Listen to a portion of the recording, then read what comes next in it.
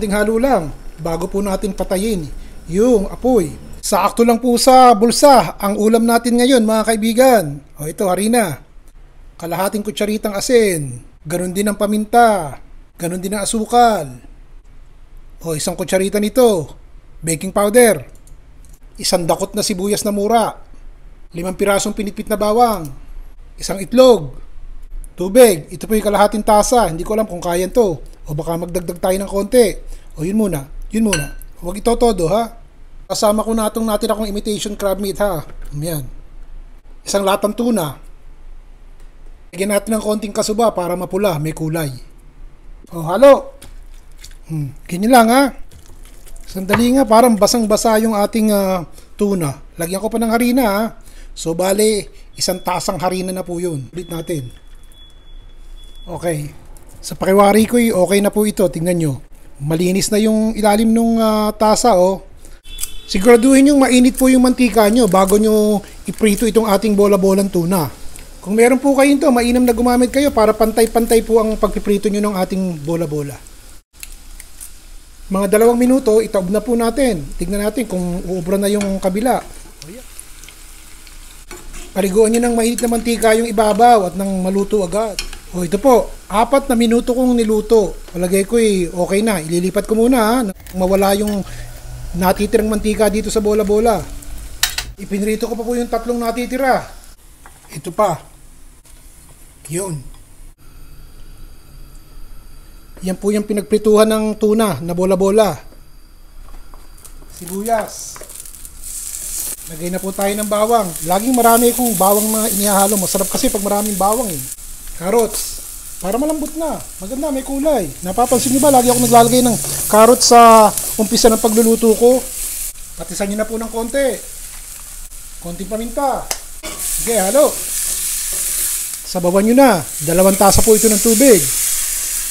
4 na tasa na pala.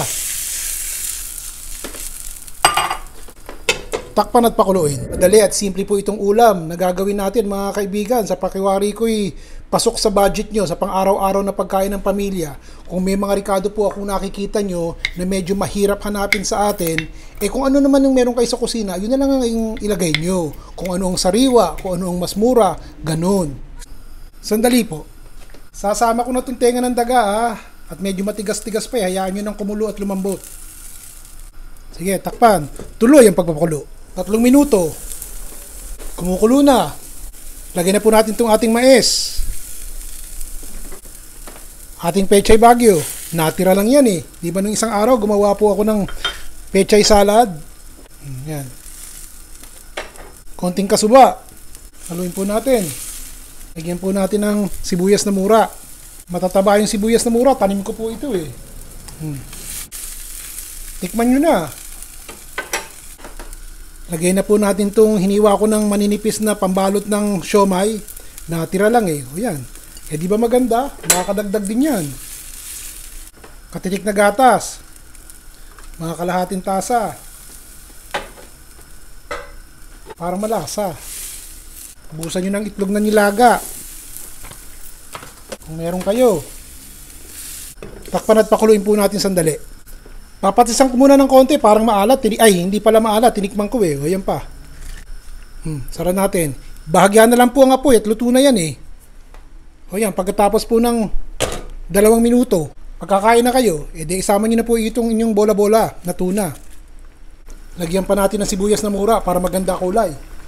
Pagkatapos, konting halo lang bago po natin patayin yung apoy. Alam nyo, yung pambalot po ng siomay, malakas kumain ng tubig yun eh, ng sabaw. Pero nakakabusog. Patayin na po natin ang apoy. Mga simpleng araw lang po o kaya naman oras de peligro, ang mga lulutuin natin, yung madali na lang at kaya ng bulsa. Sana po ay may nakuha kayong idea dito sa niluto ko. Kung yung ilang rikado po mahirap hanapin o kaya hindi naman kaya ng pang-araw-araw nating budget, kung ano man meron po kayo sa kusina, yun na lang gamitin nyo, yung mura-mura. Ito po ang ating parang molo soup na may tuna, bola-bola. Ay nako mga kaibigan, para nagkukwentuhan lang tayo, di ba? Huli na kayo, bibigyan ko kayo nito Marami naman akong ginawa Si Ron Bilaro po,